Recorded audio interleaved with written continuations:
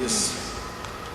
Now, for most of the proceedings, the candidate that the question is initially posed to will have a maximum of 2 minutes to respond. The other two candidates will have a maximum of 1 minute to rebut or comment on the response of the initial candidate. Is that clear?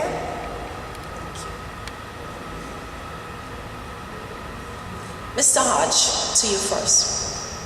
Many Anguillian communities, including the villages of District 1, have been rocked by violence among the youth.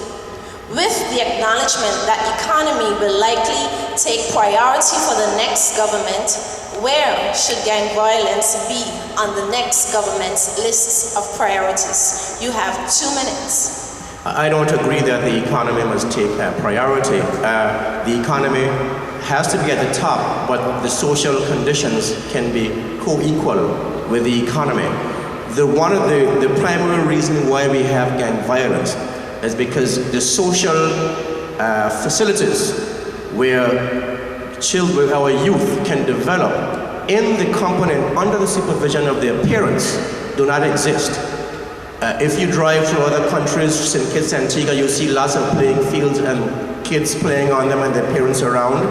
In Anguilla, there's not a single completed public sporting facility or recreational facility where children and young people can develop and learn sporting activities, achieve the heights of their potential with their parents around. We can't expect the parents to go out in the hot sun with no public toilets, no shade, no shelter, nothing to eat, that sort of stuff. If we have proper gymnasium facilities, the parents can be there, an elder brother or sister can be there. But the money, the budget, the money is available.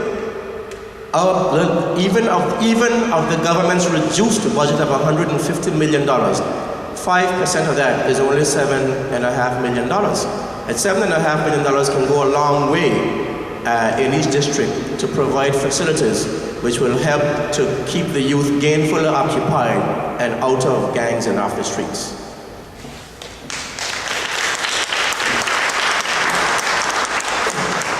Mr. Harrigan, you have 1 minute which to comment or rebut.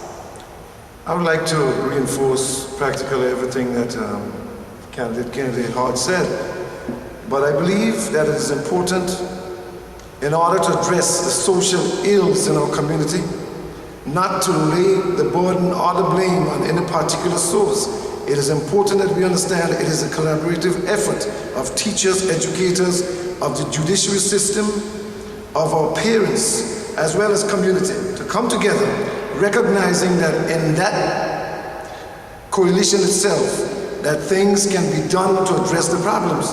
I believe that the government has a pivotal, in fact, a dynamic role to play in ensuring the safety of our communities and providing extra means whereby our children can be basically engaged in order to curb this violence.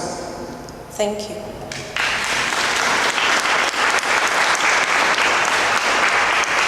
Ms. Webster, would you like me to repeat the question or? I think it would be helpful to repeat the question again. Thank you. Many Anguillian communities, including the villages of District 1, have been rocked by violence among the youth. With the acknowledgement that the economy will likely take priority for the next government, where should gang violence be on the next government's list of priorities? You have 1 minute. Thank you very much. Madam Moderator, I beg to differ, in fact. I think that this is the age-old question of what comes first, the chicken or the egg. And absolutely without a job, without the prospect of hope, without the prospect that they can be productively employed, violence is going to escalate.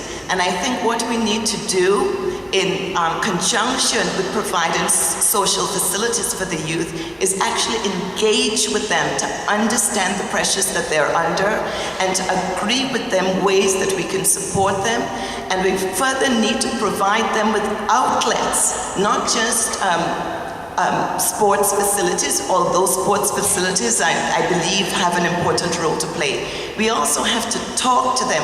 We have to teach the parents skills to help minimize the pressures that the youth and families experience.